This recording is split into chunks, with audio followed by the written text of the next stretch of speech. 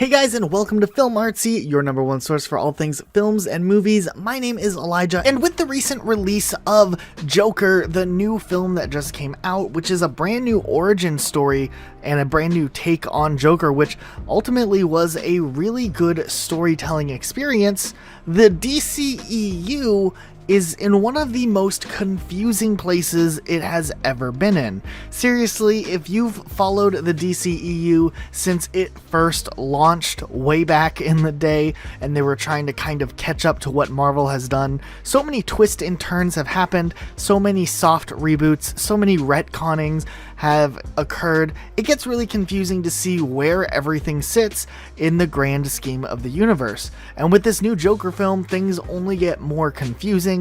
And today we wanted to talk about the state of the DCEU timeline and whether or not Joker is going to be serving as some sort of soft reboot to what the DC universe has so far.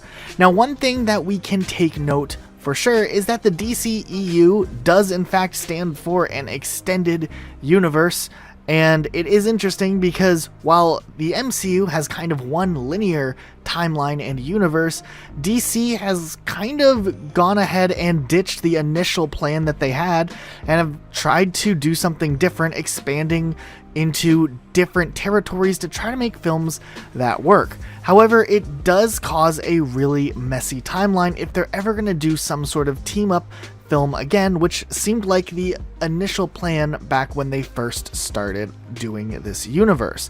Now, if you look at what's been going on, it's really confusing because first of all, if we look at the first few films out of the DCEU with Superman and the roles that he's been involved in, we don't have this actor as Superman, nor do we have Ben Affleck as Batman anymore, so we can say goodbye to Henry Cavill, we can say goodbye to Ben Affleck, and these characters that have formed the Justice League, which have interacted with Wonder Woman and Aquaman, which are both series that actually are well received and have new films coming out, you can see how the timeline starts to get even more confusing. Now we're in a state where we've seen Shazam, who has had some sort of nod to the existence of Superman, but no confirmation as to which Superman or what Superman. And we have Aquaman and Wonder Woman, who have interacted and crossed paths before, yet they exist on their own outside of this same universe as Shazam, potentially. We don't really know for sure. And then with the new Joker film coming into play, it gets even more confusing. We can almost count down 2 to 3 different timelines or universes that are existing in the DCEU, and there's no real sign of these things crossing over. First, we have what's left, Wonder Woman and Aquaman. They are the remaining 2 characters that are continuously getting films that exist. Sorry, the microwave. That exist in the timeline that we saw with Justice League. Then we can look to Suicide Squad, which apparently still should exist in that same timeline, as we saw a slight crossover with Batman over there, and that could make sense to an extent. But things start to get really different when we're looking at the future, and what we just saw with Joker, where the new Joker film, while it was very great, completely stands alone from anything else that they've done in the DCEU so far. The director, the team, everyone working on the film intended this film to be a standalone one-time event. It's not supposed to have any crossover capacity, but nonetheless, no matter what, DC is going to still have to do something in this universe, most likely, so fans don't get too confused with what's going on with all of these characters and where all of these characters are coming from. There's speculation that they might do another Joker film or even continue on the one-off takes where they do a deep dive into some sort of villainous character.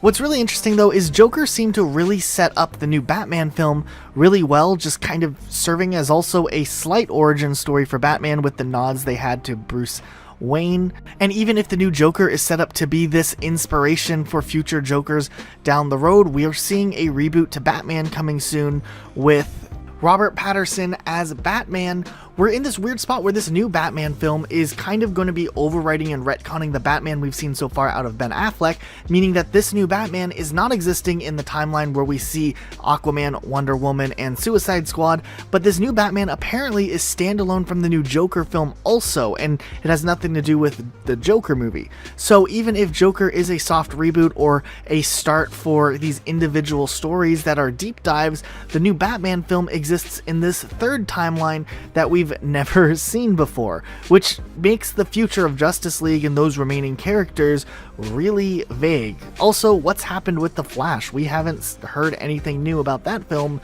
in quite some time.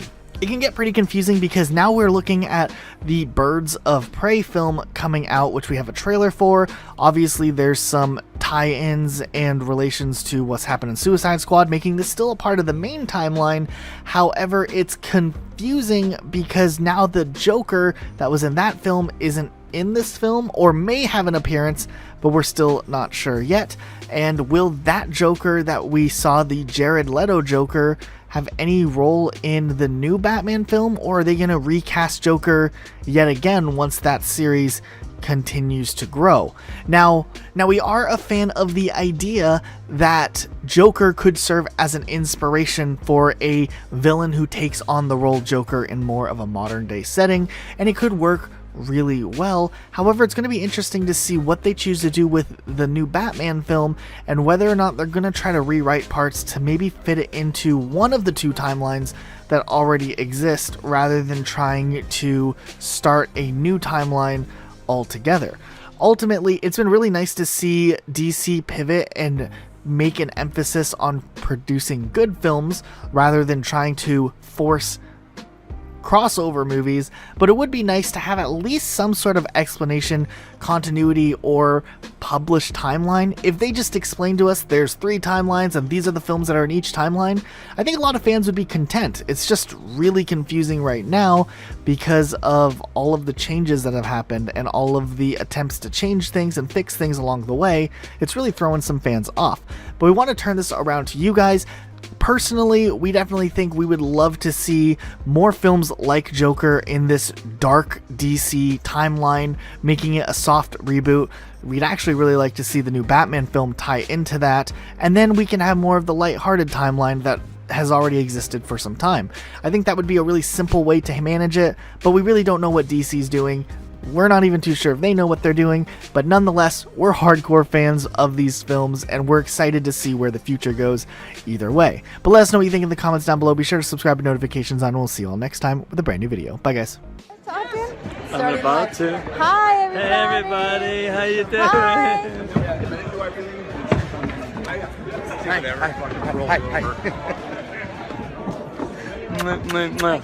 Hi. See you guys. Know anybody?